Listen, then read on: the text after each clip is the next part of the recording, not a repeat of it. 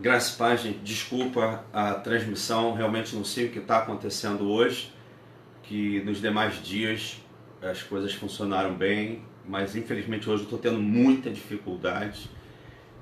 Lamento profundamente por isso e mais uma vez, como eu estou sem nenhum tipo de suporte, fica um pouco mais difícil, né? Porque eu tenho que tentar articular no pequeno conhecimento que eu tenho acerca dessa questão. Mas eu vou, por favor, se você estiver aí online, manda pelo menos um boa noite, dá um sinal de vida aí para eu acompanhar aqui nos comentários, para eu poder ver se você está me ouvindo bem, me vendo bem e ao mesmo tempo para saber se está funcionando, se não está havendo nenhum outro problema. Então, por favor, preciso da sua ajuda nesse sentido, ok? Então, continuando a falar sobre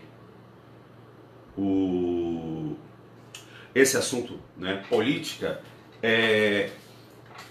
eu queria fazer uma pergunta, por exemplo, né, vou começar por aí, eu creio, né, já que eu não estou tendo essa dificuldade, eu vou seguir uma linha de raciocínio para quem veja mais tarde, acompanhe essa linha de raciocínio e de alguma forma lhe sirva de orientação. Então vamos imaginar que nós tenhamos 3 candidatos a deputado estadual, não é? E que esses deputados, cada um deles faça uma proposta do tipo: o primeiro proponha que vai criar um projeto de lei para proibir a união homoafetiva.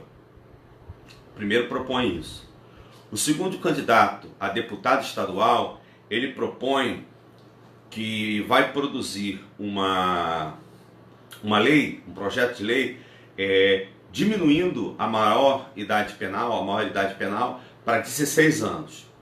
E ainda um terceiro candidato a deputado estadual, ele promete, por exemplo, dizer que vai colocar um projeto de lei para lutar contra o serviço militar obrigatório, tirando a obrigatoriedade desse serviço. Qual desses 3 você votaria de acordo com essa proposta, com essa bandeira principal do projeto? Qual dos 3 você votaria para deputado estadual?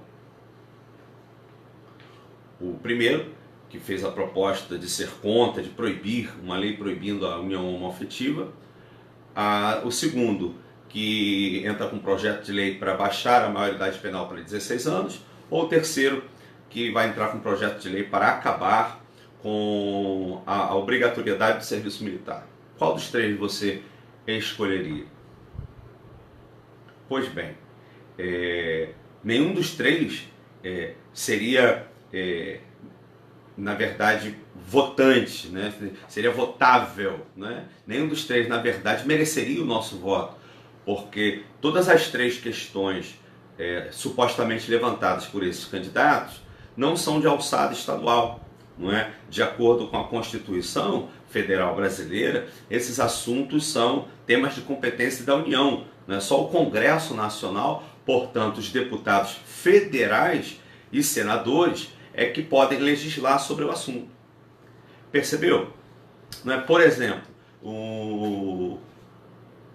a gente vê, né, nos candidatos a presidente, eles falando que vão desenvolver tal lei, que vão ser contra isto, contra aquilo, quando na verdade a gente vai ver hoje que a maioria, não é? Inclusive os que estão muito na frente, tem determinadas posturas que na verdade não é de competência do presidente, é de competência do legislativo, deputado federal e senador, mas é o que vem de voto, é o que ganha voto, é o que arrebata corações, é o que inflama multidões no país polarizado. Então, o meu objetivo aqui é dar alguns esclarecimentos para que o nosso voto seja verdadeiramente um voto com consciência, com algum tipo de orientação e de informação.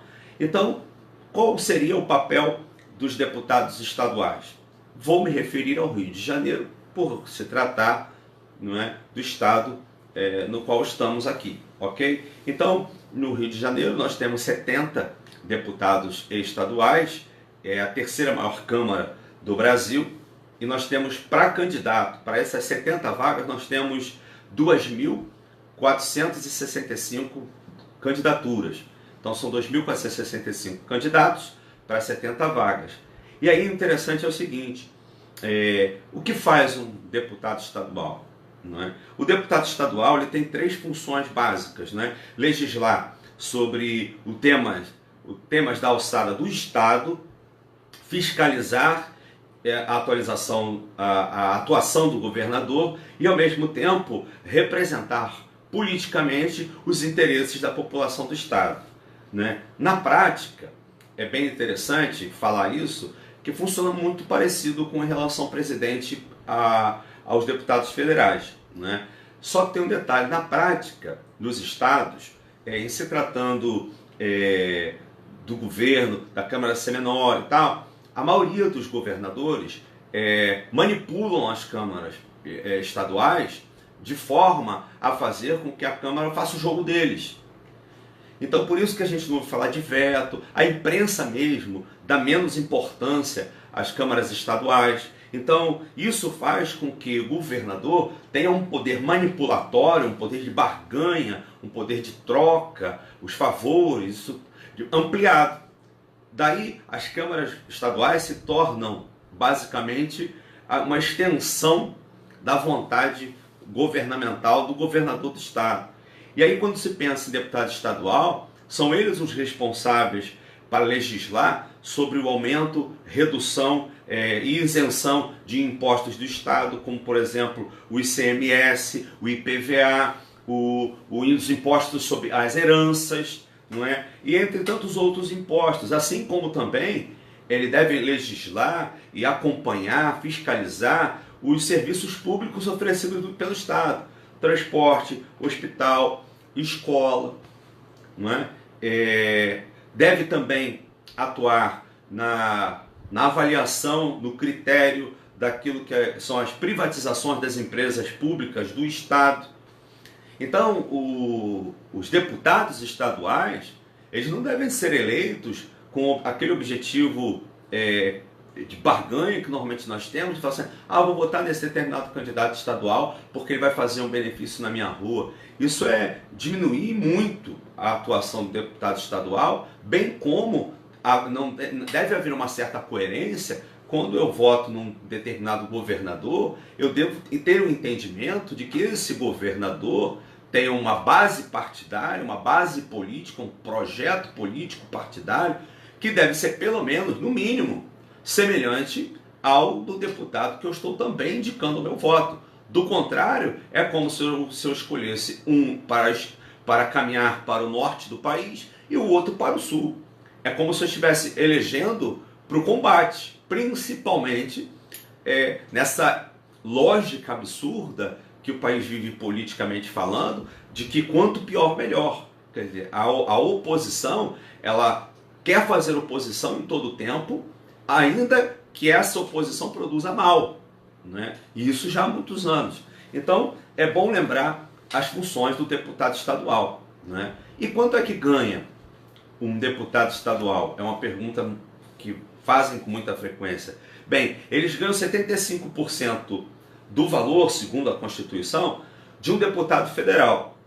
Então, o salário bruto do deputado federal fica em torno de R$ 33.900, alguma coisa assim. O salário de um deputado estadual do Rio de Janeiro, base, é R$ 25.300.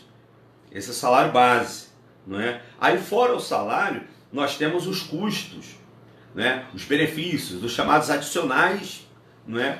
Para a prática governamental. Então, nós temos o quê? Como acréscimo, vamos lá. Cada gabinete de um deputado estadual recebe R$ 171 mil por mês para formar o seu gabinete, a contratação de assessores. Além desse valor, R$ 32 mil por mês como verba indenizatória. Para quê? Para viagem, impressão de material, né?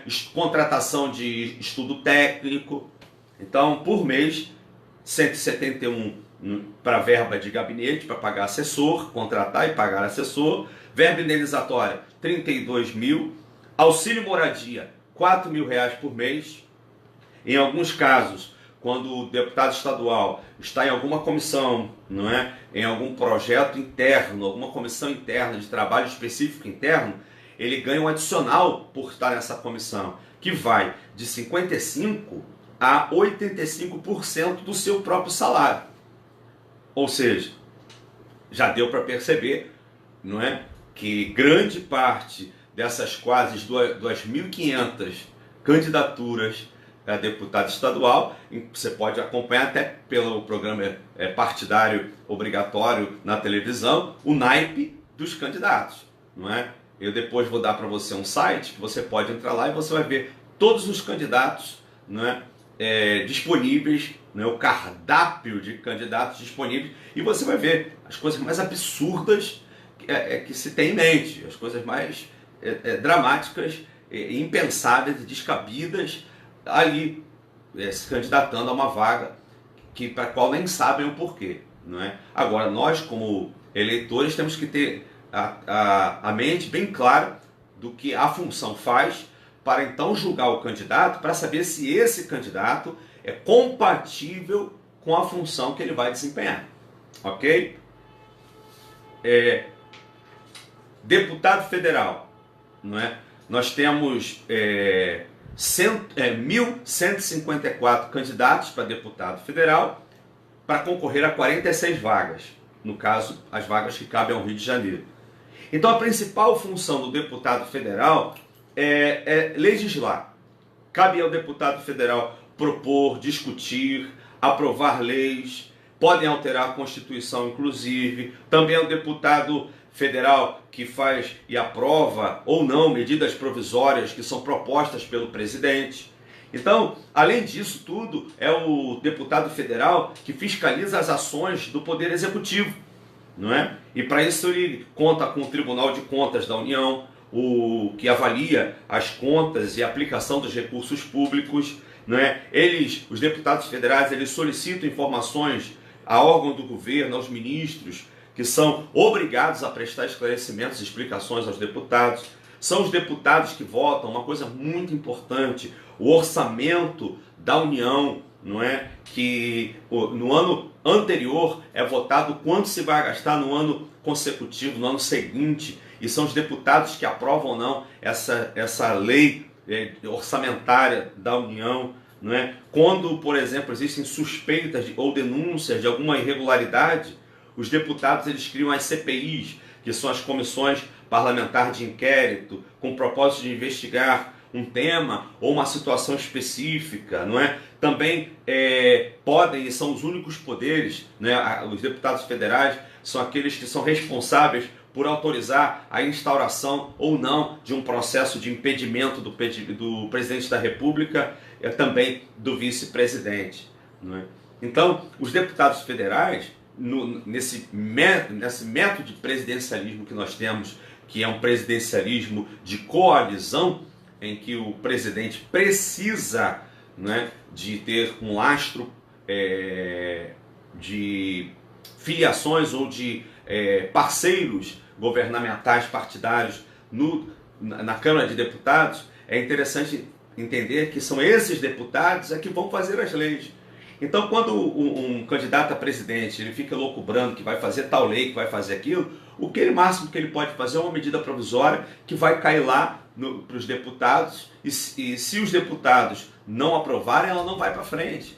Então, da forma pelo qual nós, no método presidencialista que nós usamos, de coalizão, o presidente ele depende dos deputados federais e dos senadores, não é? Então que fique bem claro isso. A gente está dando, por exemplo, eu tenho visto que o debate hoje, polarizado demais, está em torno da figura do presidente. Quem é que vai ser o presidente? Acreditando que o presidente, por sermos presidencialistas, acreditando que esse presidente é o salvador da pátria, que ele vai fazer a lei, que ele vai fazer aquilo. Não vai. Não vai. Primeiro que, independentemente de quem ganha a eleição, não vai consertar o Brasil de uma hora para outra. O máximo que vai acontecer é o que aconteceu nos Estados Unidos. O Trump está colhendo alguns frutos hoje, não é pelo que ele fez ou está fazendo uma boa administração, coisa nenhuma. Ele apenas implementou 2 medidas, mas quem apontou os Estados Unidos para sair da recessão, para chegar onde nós onde nós estamos vendo os Estados Unidos hoje, foi o Obama ainda, não é? Então, a crise que o Brasil está é uma meninice achar que isso vai melhorar de uma hora para outra, né? De salgado para doce de forma imediata, que é um presidente salvador da pátria. Essa mentalidade de salvador da pátria tem que acabar.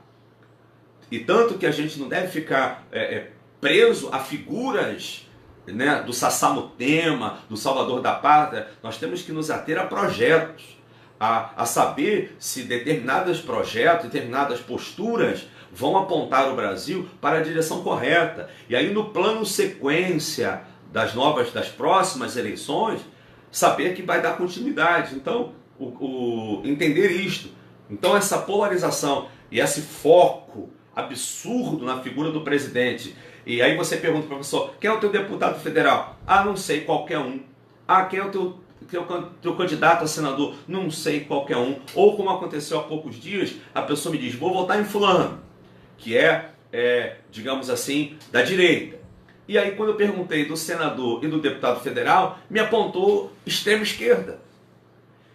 Então eu não consigo entender esse raciocínio. No presidencialismo de coalizão deve haver no mínimo coerência. Então se eu vou para a direção daquela proposta X, eu devo procurar senador e deputados que preencham, senadores, que são dois, e deputado federal, que corresponda àquele projeto. Do contrário, eu estou sendo, no mínimo, ambíguo, além de confuso e descerebrado. Então, eu quero chamar atenção para isso. Quanto é que ganha um deputado federal?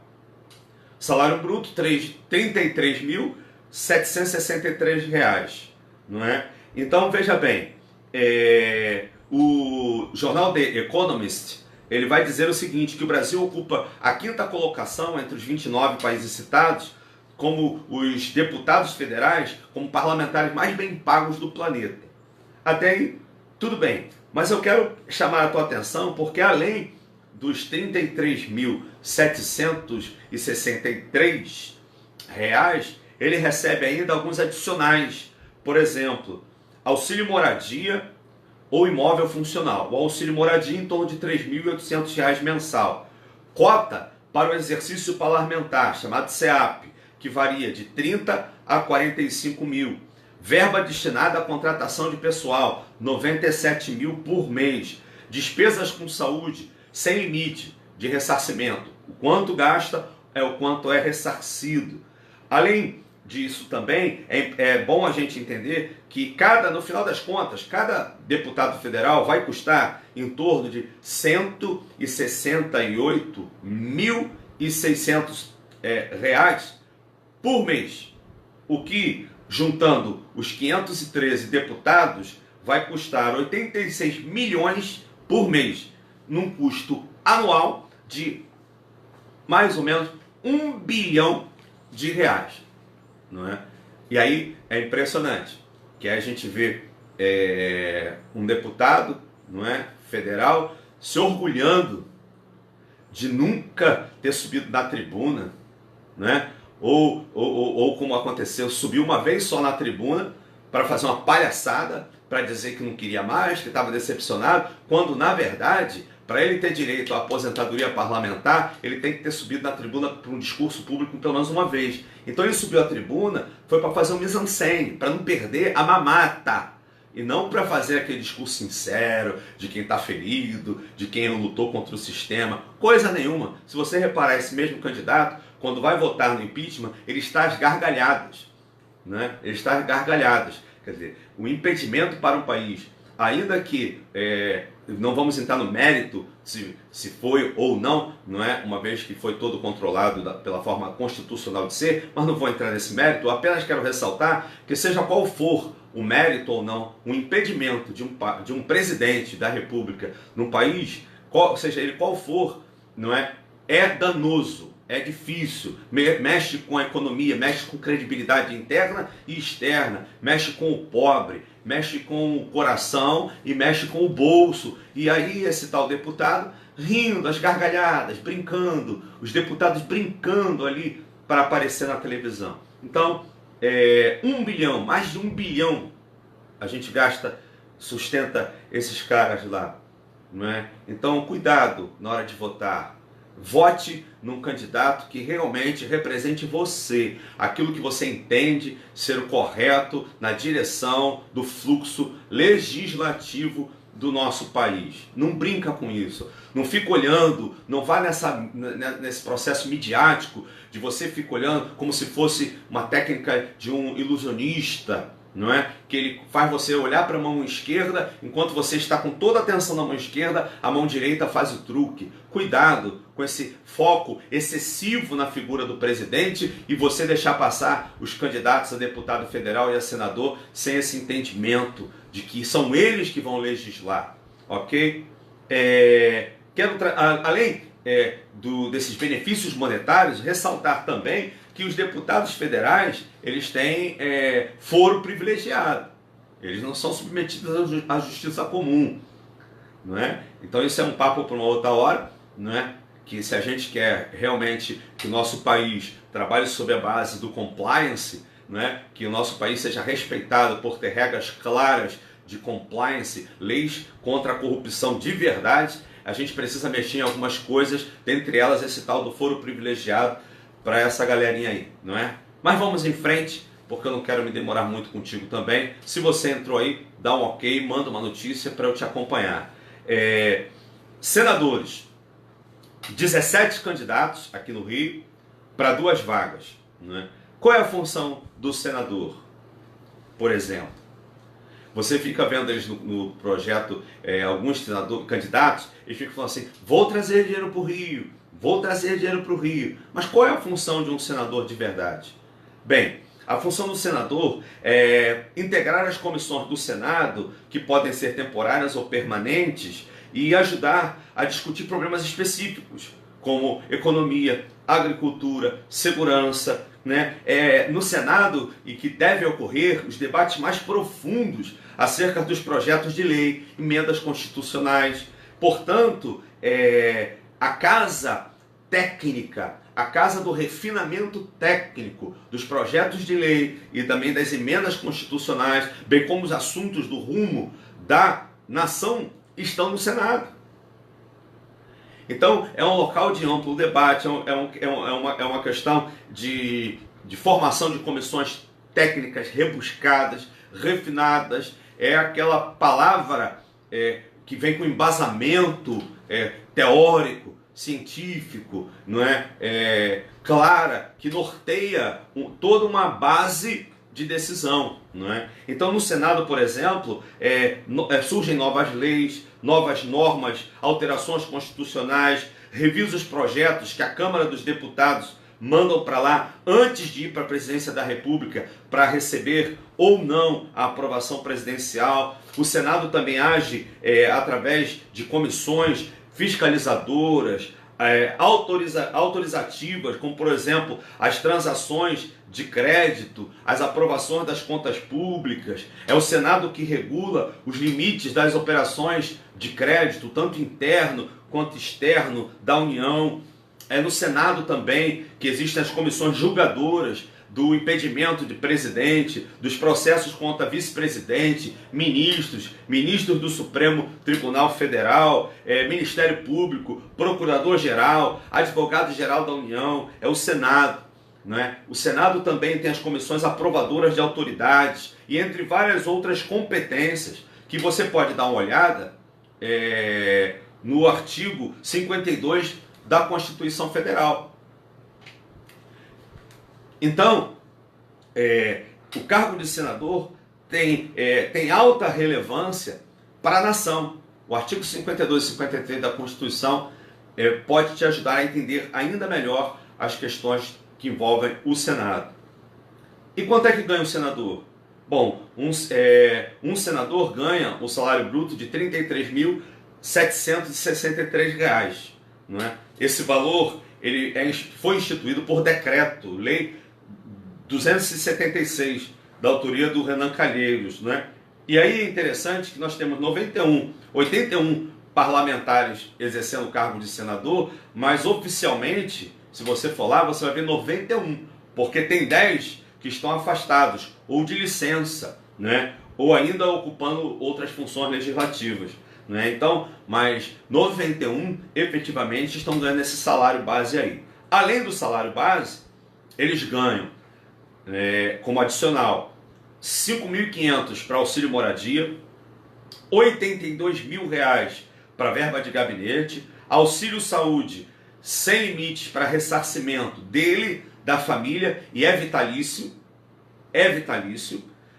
uma cota para atividade parlamentar também de 30 a 45 mil mensais. Então, juntando os benefícios de um senador todo, ele ganha em torno de R$ 165 mil por mês. Então, é um bom salário, não é? Governador. Bom, o governador é essa figura que precisa atuar de diversas formas. Como? Representando o Estado nas suas relações jurídicas, políticas, administrativas. Ele defende o Estado nas reuniões com o presidente. É ele que vai buscar a relevância do seu Estado na federação. É ele, por exemplo, que é o responsável por manter um plano de governo que consiga atuar e dar conta da demanda do Estado em relação a alguns assuntos, como, por exemplo, segurança pública, a polícia militar, a polícia civil, o sistema prisional. É o governador que tem que ter um projeto para isso, não é? Ele não pode entrar apenas com uma ideia, ele tem que ter um corpo técnico, ele tem que ter um projeto claro de trabalho, uma linha condutória, um raciocínio, e uma equipe com um projeto claro, viável, não utópico apenas, mas viável para o trabalho nessa direção. Infraestrutura, ruas, asfalto, iluminação, toda a infraestrutura do Estado. Orçamento estadual anual, é ele o responsável com a sua equipe de montar um orçamento estadual anual compatível com as normas constitucionais e compatível com a demanda do Estado, né? É ele o responsável, como eu já falei, por angariar investimentos, né? Nós temos as parcerias público-privadas, né? Atrair os olhos para o turismo, para as realidades do Estado. Ele é o responsável, ele é esse grande porta-voz do Estado. Ele também atua no processo legislativo, sancionando ou vetando leis dos deputados. Né? Ele tem essa tarefa de saber legislar junto à Câmara. Então ele responde por isso. A educação, por exemplo, a responsabilidade dele. E aí vale a pena dizer, eu vi um candidato a governador no debate falando, eu vou investir 25% da receita do Estado em educação. Olha, isso todos eles têm que fazer, porque é uma obrigação que a Constituição impõe aos governadores. Educação tem que ser 25% da receita do Estado. Então ele deve administrar o sistema do ensino médio, apoiar o ensino fundamental municipal, mas ele também deve gerir e, em alguns casos, criar um sistema de ensino superior, as universidades estaduais, por exemplo. Então, é óbvio que temos que olhar para isso aí com carinho, para esse projeto com carinho. Não adianta vir com coisas mirabolantes. Saber quanto é que o Estado aplica, se verdadeiramente os 25% estão sendo aplicados, como estão sendo aplicados.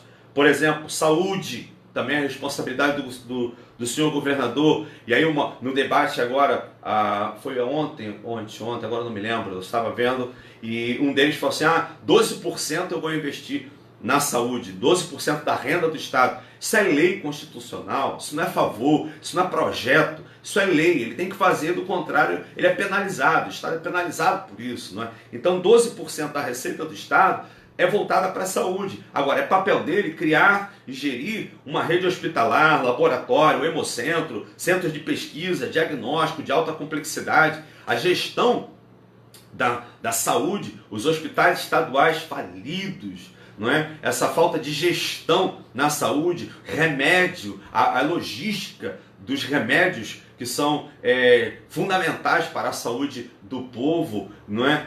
Fugindo, sumindo, não é? Enfim, ele deve se preocupar com isso. É tarefa do governador olhar para essas questões. E quanto é que ganha o governador? Bom, segundo o artigo 28 da Constituição, o governador é também determinado por lei que ele deve ganhar um X. Então, o salário do governador não pode ser maior do que um ministro do Supremo Tribunal, por exemplo. Né? Um governador não pode receber nenhuma forma de rendimento além do salário de governador, segundo o artigo 39 da Constituição. O governador, ele só pode ser, o salário dele só pode ser alterado por lei específica, não é? E revisado anualmente, em data fixa para isso, artigo 39 também. Então, hoje, o salário do governador é estipulado pelos deputados que ocupam a Assembleia Legislativa. E aí, em média, os governadores brasileiros ganham em torno de R$ 19.867, equivalente a 21 salários mínimos. No Rio de Janeiro, o Luiz Fernando Pezão, ele recebe R$ 21.868,14. E aí eu chamo a atenção, não só para o salário, mas eu quero chamar a atenção para a pensão dos ex-governadores.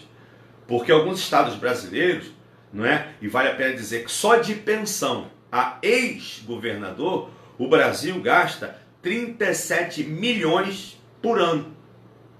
E alguns estados já aboliram isso, mas alguns outros estados mantêm. E o Rio de Janeiro é um desses estados que mantém a pensão para ex-governador.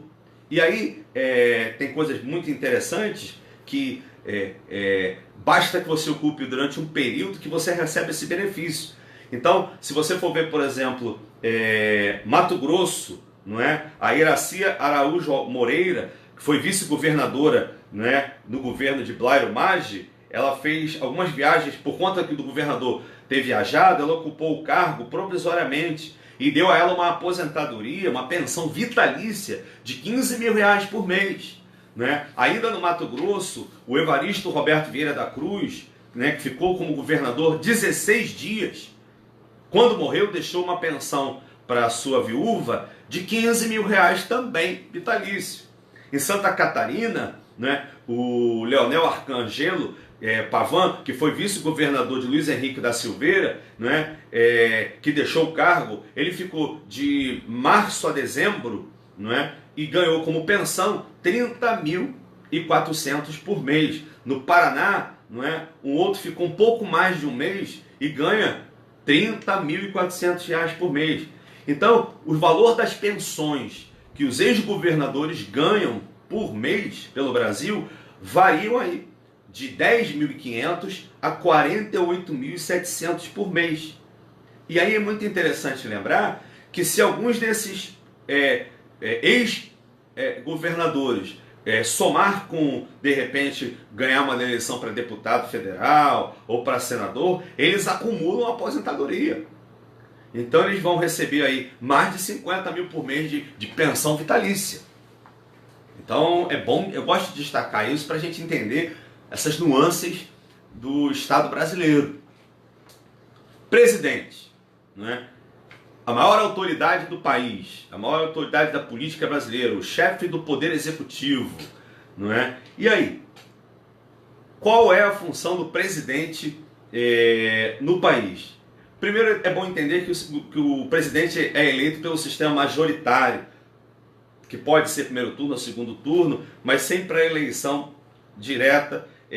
Isso é uma conquista fascinante, né, democrática. E o Brasil, no caso do presidencialismo, é o voto direto, é voto universal, e ele acumula algumas funções. E aí eu quero destacar que ele é chefe de governo e ele é chefe de Estado.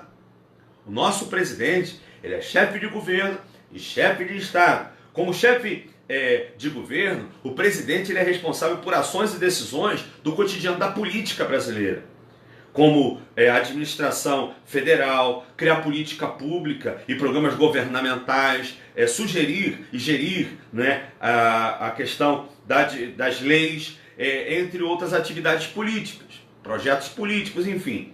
Agora, como chefe de Estado, ele representa o país para o mundo.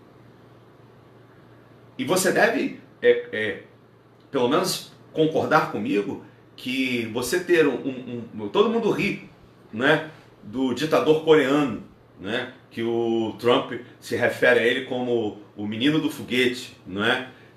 o Rocket Man, né?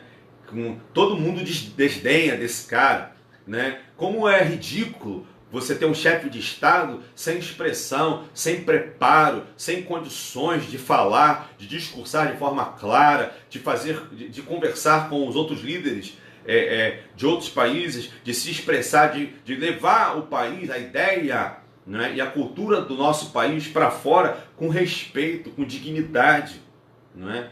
E tem faltado isso, né, no Brasil, essa visão de que o nosso presidente ele é o porta-voz do país. Então, quando ele abre a boca, que ele começa a falar, né, que atrás da criança tem um elemento oculto, um cachorro, pelo amor de Deus, gente, pelo amor de Deus, né? Quando o presidente não consegue ficar em pé, né, no palanque por conta de estar sobre alguma substância, né? Quando o presidente não consegue articular, né, falta algumas reuniões políticas por despreparo, não tem condições de se impor. Isso é ridículo para uma nação, né? Ridículo para uma nação. Como é que eu posso incentivar um jovem a buscar o estudo, a galgar, a ambicionar uma coisa interessante que é um crescimento pessoal, que vai se transformar no crescimento social, familiar, político e nacional, se o meu líder, se o chefe de Estado de meu país, o chefe do poder executivo, a maior autoridade da política brasileira,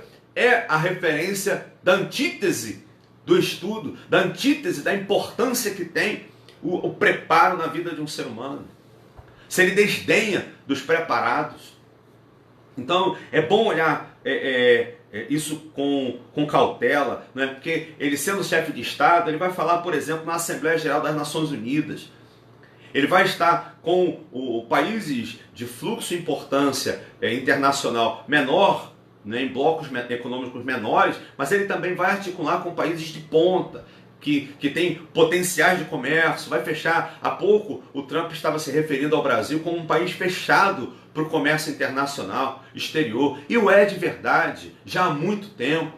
Então está na hora da gente pensar nisso com clareza, de escolher o nosso representante como sendo um representante de verdade, que represente, que a gente não tenha vergonha de quando ele vai abrir a boca, ou que ele tenha que contratar um ghostwriter, um cara que fica escrevendo por detrás dele, e que você olhe que ele é falso, que a gente tenha medo quando ele vai falar, por exemplo, por improviso, não é?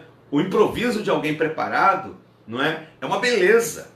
Ele vai recheado de autoridade da vida, daquilo que aprendeu, da troca, do compartilhar do conhecimento, da experiência. Mas quando só vai de improviso, sem conteúdo, pelo amor de Deus, é uma enxurrada de palavras desconexas que o máximo que tira do ouvinte é riso e deboche. Não é? Então, o presidente é a figura essencial dentro do nosso sistema político, porque ele exerce essas funções públicas de escolher ministro, sugerir, vetar, sancionar projeto de lei no legislativo. É o presidente, ele é auxiliado por seus ministros, secretários, a cuidar de todos os interesses de assunto nacional. Ele responde pela infraestrutura nacional, transporte, comunicação, fonte de energia. Temos a discussão aí da energia alternativa, das fontes alternativas de energia, enfim, as políticas públicas de saúde, cultura, educação, as defesas do país, as fronteiras do país, as relações internacionais, tanto internas na própria federação dos estados, mas também externas, no que diz respeito à América Latina, às Américas, à Europa, à Ásia, ao BRICS, a todos os blocos econômicos do mundo, essas articulações que são essenciais e uma infinitude de responsabilidades que quem está lá, que vai fazer, é o presidente. Esse representante é o presidente. Então, dependendo, por exemplo, se ele escolhe um economista de uma escola retrógrada, de uma escola vencida, e que esse economista não se atualiza, e aí vale a pena dizer que toda pessoa que terminou um curso superior e é uma qualificação que fica um ano e meio fora da academia, já está desatualizado. Isso na economia é muito grave. Então, o time que esse presidente tem que formar, no Brasil, normalmente ele é formado à base do conluio, da barganha, para ele ter, eu falei, o presidencialismo no Brasil é de coalizão, ele vai formar isso lá na Câmara para ele poder gerir o trabalho dele, tocar o trabalho dele, ele vai abrindo e formando um time de pessoas políticas e não técnicas. E isso causa um desastre para a nação. Então, saber a equipe e o presidente, ele é esse maestro, ele tem que conhecer, não é? Ele tem que conhecer cada assunto, ele tem que ter, ele não pode ficar refém de uma única pessoa, ele não pode ficar refém de um único teórico, ele não pode ficar refém de uma única posição, ele tem que ser esse cara de mente aberta, que tem espaço acadêmico, que discute academia, que discute o saber, que discute com amplidão os problemas do nosso país, num todo. No antes, no durante e no depois. E que, acima de tudo, também não tenha prepotência arrogante de não aprender com os seus erros, ou de pelo menos assumi-los. Porque o errar está na trajetória daqueles que buscam acertar. Não é? Ninguém acerta todo o tempo. Não é? Então, a relação do presidente com o legislativo no presidencialismo que a gente executa, que é o presidencialismo de coalizão, e aí eu paro para dar crédito ao Sérgio Abrantes, o cientista político que cunhou essa expressão, não é? Que presidencialismo de coalizão é esse presidencialismo que as decisões do presidente precisam das casas, tanto da Câmara quanto do Senado. Sem apoio, a reverberação, o apoio do Senado e da Câmara, não tem nenhuma lei que o presidente consiga implementar, não. Então, como forma de barganhar tais projetos, tais direções, o presidente senta com a sua base política e faz esse acordo. Ó, fulano vem para esse ministério, ciclano vai para aquele ministério para aprovar isso. Então, quando um candidato diz que não vai fazer articulação política, que não vai fazer troca política, ele precisa ter certeza absoluta, e nenhum deles tem, de que a Câmara e o Senado é dele. Ou seja, que a Câmara e o Senado têm uma base política formada pela base dele, a mesma base. E digo para vocês, o Brasil, do jeito que está hoje, ninguém é de ninguém. Não é? Nós temos no nosso país, nessa eleição inclusive, nós vemos isso. Cada estado, você pode ter um mesmo partido, e você tem um partido nacional, mas você tem um partido que no Rio de Janeiro apoia tal candidato, e o mesmo partido que em São Paulo apoia outro. Né? Então, no Brasil, isso é confuso. Né? Então, quando o candidato diz, não vou fazer negociação, não vou fazer, ou ele está pensando que isso aqui é apenas um presidencialismo reto, direto, ou ele está louco. Porque ninguém governa o Brasil sem base de coalizão. Não é? Quanto é que ganha o presidente? Bom, o presidente ganha R$ 30.934,70. Não é? Há uma lei, não é? Há um decreto, um projeto, né, de decreto, um decreto legislativo, na verdade, que reduz em 10% o salário do presidente, passando para R$ 27.841,23. Mas ele ainda não foi votado, aprovado no Senado. Ele está ainda lá para discussão. Então, além do salário, você sabe, o presidente tem moradia oficial, o Palácio da Alvorada, a Granja do Torto, outros benefícios, como viajar pelo avião da FAB, não é? Cargos de confiança, assessores, plano de saúde cobrindo todas as suas despesas, incluindo familiares diretos, cartão corporativo, cujo limite varia de acordo com o orçamento, não é? Tem um benefício ainda que, além do financeiro, que é o foro privilegiado, não é? Agora, a pergunta que fica, será que o presidente do Brasil ganha muito? Para responder isso, a gente foi ao CNN Money em 2015, que fez um ranking dos salários dos líderes, né, das maiores economias do mundo. Então, o Brasil ficou na 10ª posição do ranking, com um salário anual, né, convertido para dólar, de $120 mil ao ano. Né? O Trump é em torno de $400 mil por ano, mas é primeira economia e tal. O Brasil está lá, realmente não ganha muito, porque quando você vai ver, por exemplo, a Índia, não é? O primeiro-ministro da Índia fica com $30 mil por ano. e o da China 22 mil dólares por ano. Então, a relação do salário do presidente em relação ao mundo não é muito distante para a posição que o Brasil ocupa na importância com a economia global. Em relação às autoridades públicas, é legal que a gente pensar que o ministro do Supremo Tribunal Federal ganha 37.700, né, que vai ser aumentado agora para 39 mil por mês, fora os adicionais, né? Existe pensão para ex-presidente? Não. Embora já tenha existido e foi criada no governo militar em 69, pensão para ex-presidente, a Constituição de 88 acabou com a aposentadoria para ex-presidente, não é? Então, não recebe salário. Agora, ele tem, para ele, 8 servidores públicos, não é? De livre escolha, que são aqueles cargos comissionados, não é? Que são disponibilizados para ele, e cada um vai ganhar aí em torno de R$ 2.300 a R$ 11.200 por mês, não é? Então, agora, esse tipo de benefício, é bom que se diga, que não é exclusividade do Brasil, né? Nos Estados Unidos, o presidente tem pensão vitalícia, recebe cobertura de aluguel, de escritório, e tem 50 mil dólares por mês para os seus assessores, e ainda o ex-presidente não paga imposto, né, nos Estados Unidos. Mas, então, falamos do deputado estadual, federal, falamos dos senadores, falamos do governador, presidente. Então eu queria compartilhar com você coisas básicas, eu já estou encerrando. A primeira delas, eu queria compartilhar com você a ideia de 7 desejos básicos para o Brasil.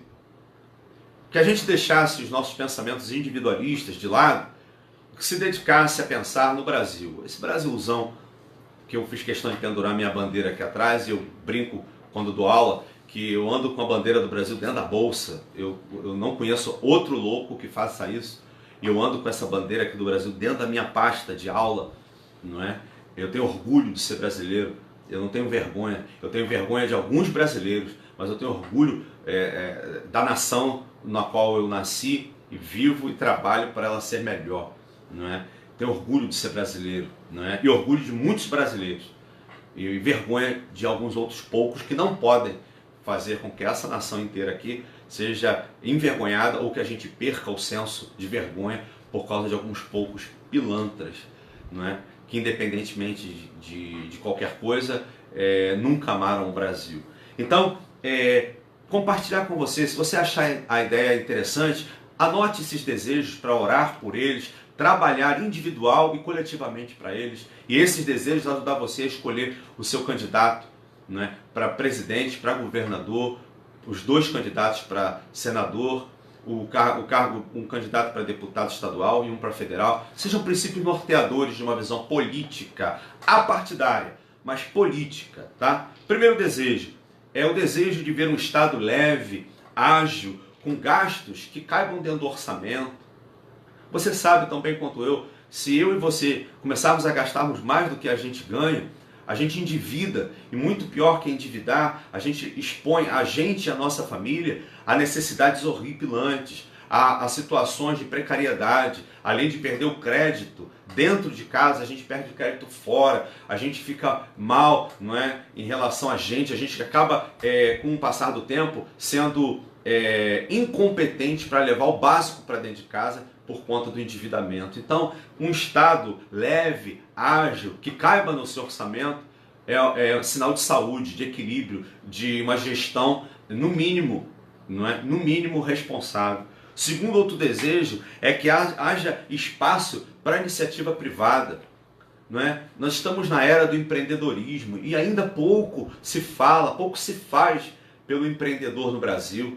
Não é? Jovens, vamos olhar para os jovens na faculdade, vamos ajudá-los a se apaixonar pela ideia científica, vamos ajudá-los a se apaixonar pela ideia de se especializarem, de empreenderem, né? Olha, eu sou pastor há quase 20 anos numa favela aqui do Rio de Janeiro, na favela de Acari. Poxa, eu sou um empreendedor social junto com a igreja da qual eu faço parte, nós não temos um instituto social que se mantém com luta, com a base de doação, com poucos gatos pingados trabalhando, como a comunidade que não tem grande poder econômico, como ela necessita dos empreendedores sociais, não é? E não tem, cada vez mais somem de cena aqueles que querem empreender, porque o Brasil não dá espaço, não dá voz, não dá atenção, não dá subsídio ao empreendedor, não é? Ele sufoca as pequenas, as microempresas, ele sufoca burocrática e economicamente. 3, que seja um Estado que tenha uma economia rica e competitiva. Poxa, o Brasil é uma nação intercontinental, ela é fascinante, ela é ampla, ela é multifacetada, mas agora você está cansado como eu de ver um país entregue a cartéis. Por exemplo, você sabia que no Brasil, não é, 60 famílias, 60 famílias governam a política do Brasil inteiro? Gente, você olha essas propagandas dos candidatos aqui no Rio de Janeiro, o filho dos caras que estão lá, dos políticos presos, estão pedindo voto. Os caras estão presos, condenados, roubaram, lesaram. E os filhos com a maior cara de pau, herdada de um DNA de picaretagem, vão pedir voto, cara. Poxa, vamos acabar com esses cartéis. Vamos vamos abrir competitividade, a mais ampla competitividade entre os bancos, que são verdadeiros sugadores das nossas riquezas. Eles oprimem o trabalhador e ficam ajudando os bancos, os banqueiros. Vamos abrir espaço para novos bancos, vamos olhar esses bancos com carinho, vamos deixá-los competir. Vamos fazer com que essa competição faça os juros baixarem, não é? Tornarem pelo menos mais humanos, socialmente humanos. Então vamos ter um país mais competitivo.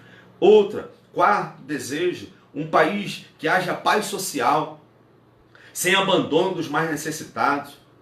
Não é? Vamos sair do assistencialismo barato, do populismo oportunista, e vamos trabalhar a parceria. Vamos olhar para as comunidades de base, vamos olhar para as minorias com afeto, com respeito, e ao invés de olhá-los como incompetentes e dar o peixe, vamos sim dar o peixe, mas vamos dar o peixe já com comprometimento de ensiná-los a pescar, de fabricar suas varas de pesca, porque cada comunidade tem o seu perfil, tem o seu potencial, cada ser humano é dotado de potenciais fascinantes. Então vamos olhar para essas minorias, vamos olhar para esse povo abandonado, né, que é dilacerado através das balas perdidas. Vamos olhar para esse povo não como estatística na violência social, não. Vamos olhar para esse povo como meta de cidadania, não é? Vamos parar de falar, de ficar botando exército, de ficar botando polícia, bala, cacetete. Vamos começar a falar de uma política de restauração social. Vamos pensar nas iniciativas de recuperação do senso de humanidade, da cidadania. Há N projetos que têm dado certo, resgatando jovens, crianças, mães, quantas adolescentes precisando redescobrir, ou talvez descobrir o que é ser mãe, a beleza de ser mãe. Mas não, é mais fácil discutir o aborto do que ter a responsabilidade de ensinar o que é família, a beleza da maternidade e as responsabilidades do sexo. Então, quinto, vamos lutar por um país de democracia aprofundada, com uma política moralmente exemplar. Vamos pedir, vamos trabalhar pelo compliance, pelas regras internacionais de compliance, pelas leis da corrupção. Do contrário, nós vamos virar uma Itália que tinha uma operação Lava Jato do seu tamanho e que não deixou a força política do país, a corrupção política do país, não deixou a operação se desdobrar num processo de compliance, e a Itália voltou tudo ao início. Então não podemos deixar que esse movimento fantástico jurídico nacional, que deu visão jurídica da corrupção, que conseguiu fechar ou pelo menos colocar um torniquete no verdadeiro estupro econômico que a nação vive, vamos pensar nesse sentido de trabalhar na regra compliance, não só esperando e cobrando dos políticos, mas sendo nós mesmos comprometidos com a não corrupção.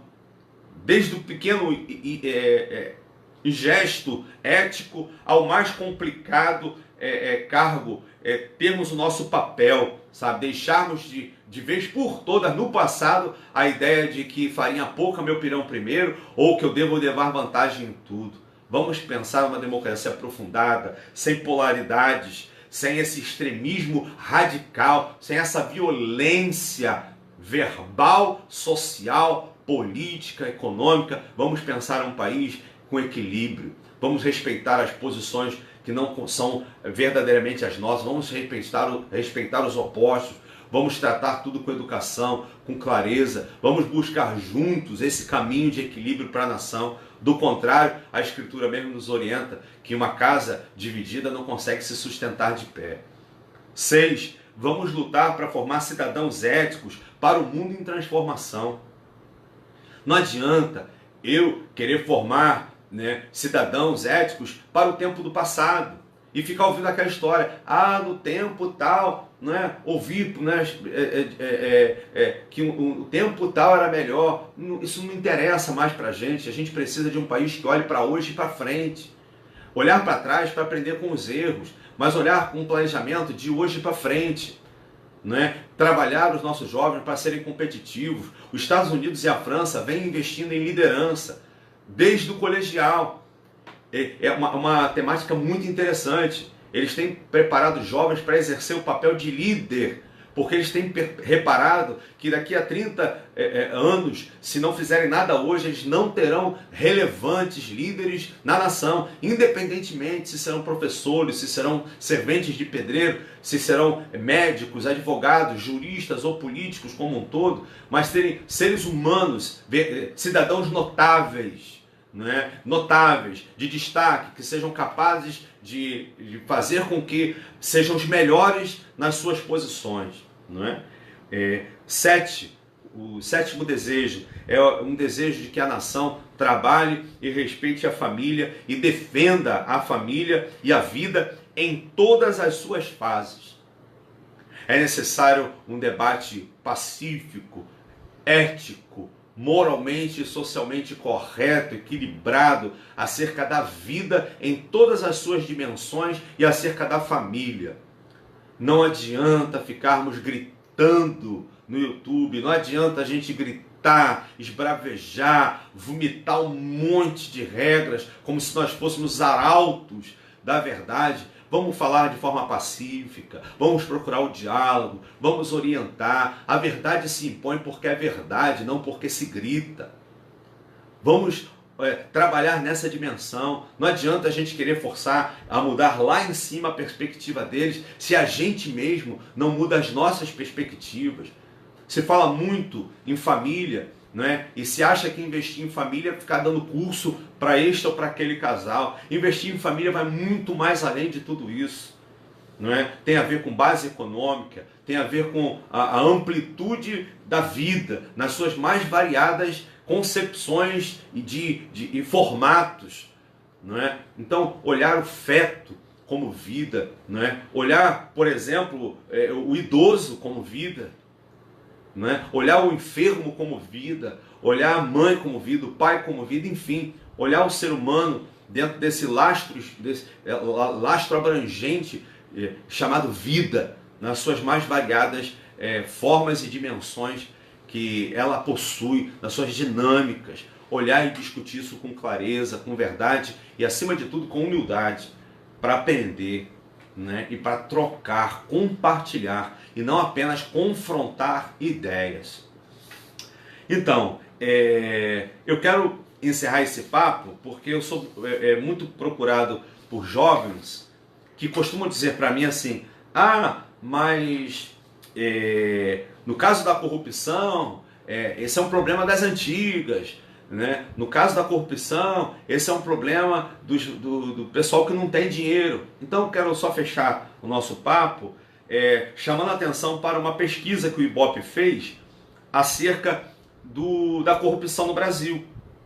Então eles fizeram em janeiro, com 2.000 pessoas, é uma pesquisa do Ibope, né, por amostragem, uma pesquisa de opinião sobre corrupção, e o título era Corrupção na Política, eleitor, vítima ou cúmplice?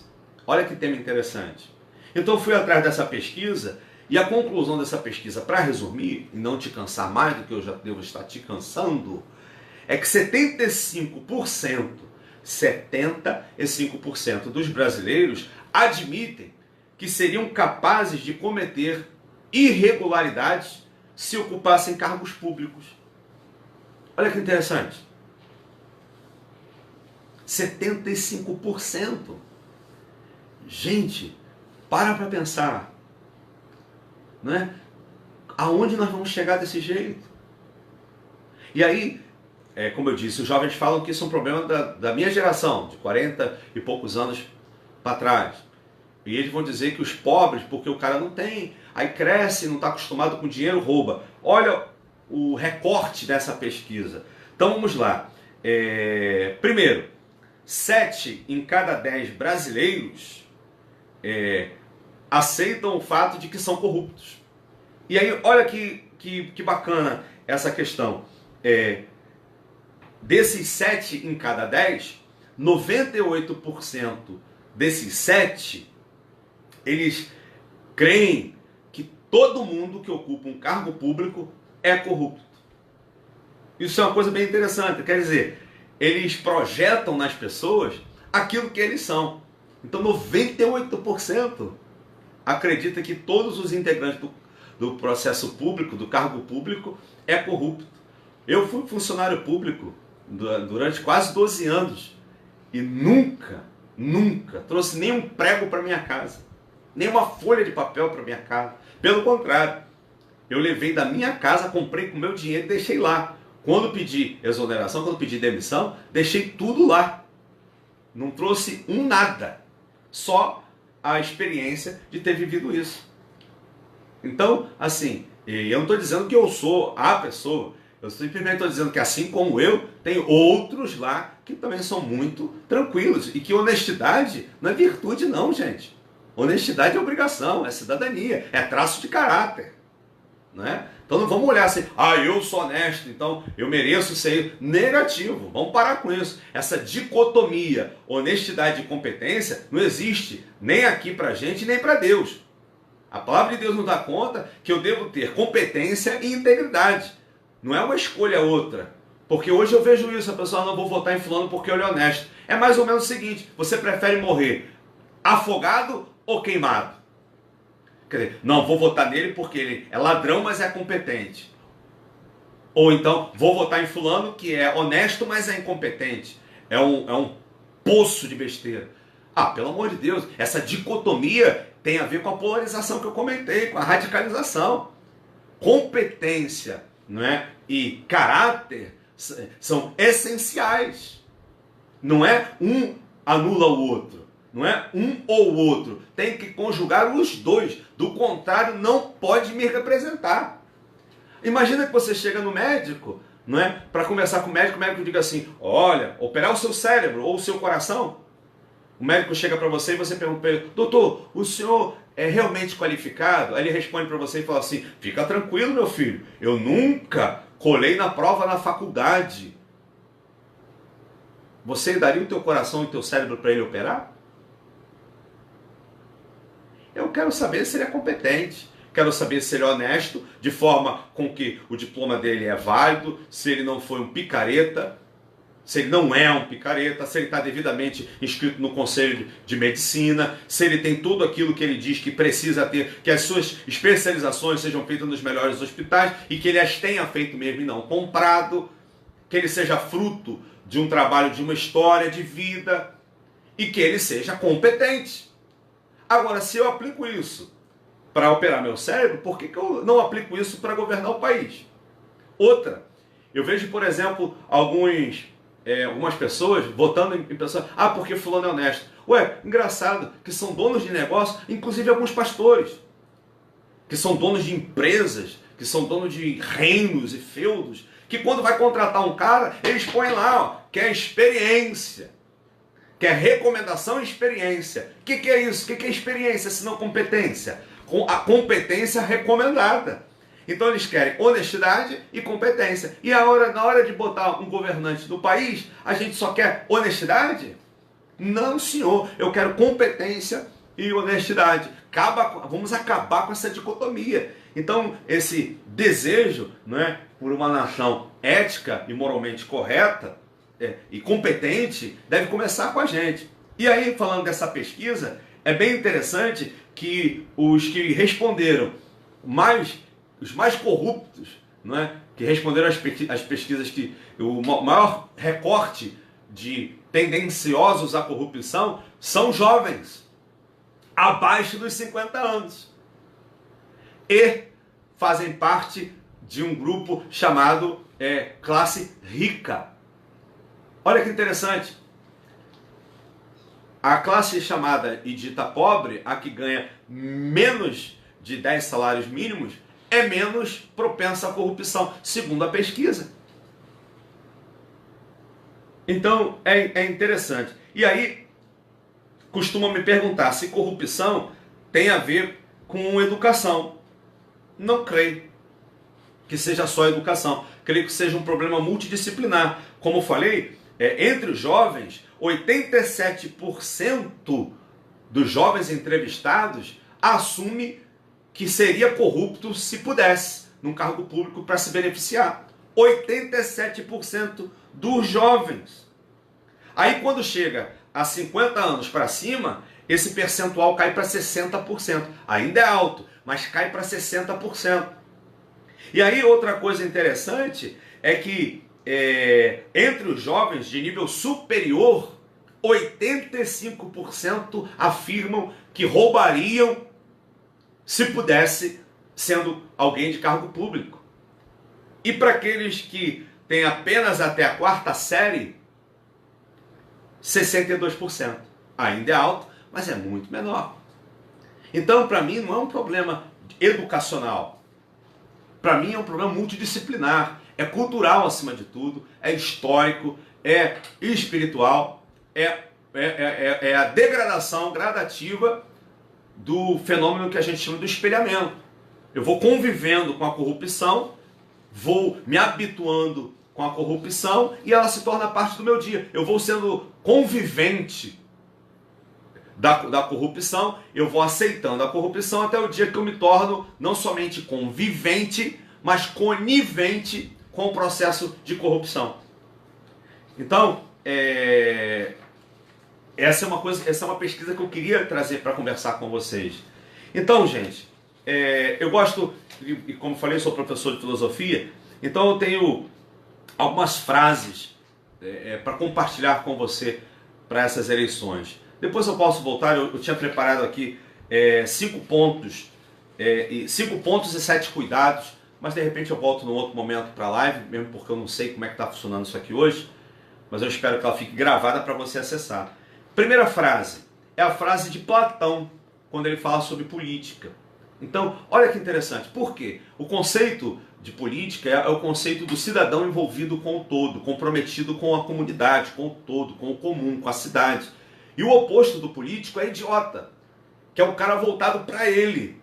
Né? É o cara que vive para ele, a partir dele, que é aquele camarada que é o centro do universo. Então, por isso, ele pensa, ele rouba, ele lesa.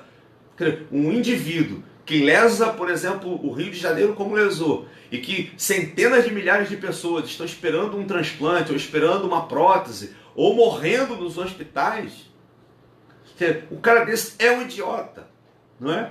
O que fizeram com a Petrobras é uma tremenda idiotice, filosoficamente falando. Né? Então, eu como crente, eu como servo de Deus, eu sou político, porque eu estou na polis, eu estou na cidade e eu trabalho para ela. Jeremias capítulo 29 diz isso, para eu procurar a cidade, a paz da cidade, para orar pela paz na cidade, porque quando a cidade estiver em paz, a minha paz vai também ser efetiva. Então, eu sou um cidadão da polis, trabalho para a polis o tempo todo, não é? Inclusive sacrificando o meu bem pessoal, individual, a favor do coletivo. Não é? Agora, esses idiotas, eles só pensam neles. sabe? No clã deles, no conluio deles, no grupo deles. Por isso é que nós, como cristãos, nós não devemos votar num candidato porque ele vai defender a igreja evangélica. Eu não quero um candidato que defenda os evangélicos. Eu quero um candidato que defenda o brasileiro, o cidadão. Eu não quero um candidato que por trás da gravata dele tenha uma camisa que ele defenda um grupo em detrimento de todos os outros, seja por motivo que for. Eu quero um candidato que se efetive presidente, governador, deputado federal, estadual ou senador, que defenda a polis, o bem comum, o social no comum, no todo, a partir de valores e princípios éticos, morais corretos. E Platão diz assim: o preço a pagar pela tua participação, o preço a pagar pela tua não participação na política é seres governado por quem é inferior. Entendeu isso? O preço a pagar pela tua não participação na política é seres governado por quem é inferior. Tem a ver com aquilo que eu disse. Quem eu vou escolher para me representar, vai me representar. Então, se for um cabeça de bagre, um radical, um fascista, ou se for qualquer outro idiota, ele é o meu representante. Logo, eu sou tão idiota quanto ele. Eu sou tão retrógrado quanto ele. Eu sou tão polarizado quanto ele. Eu sou tão ridículo quanto ele. Entendes? Então, se eu não participar em informação, é parar de ficar vendo correntezinha de WhatsApp, de ver correntezinha de YouTube tendenciosa e procurar. Eu vou dar para você 2 sites ou 3 que vocês podem entrar e investigar o projeto de governo de cada um dos candidatos, verificar a fonte, cada candidato, saber se cada candidato tem processo ou não.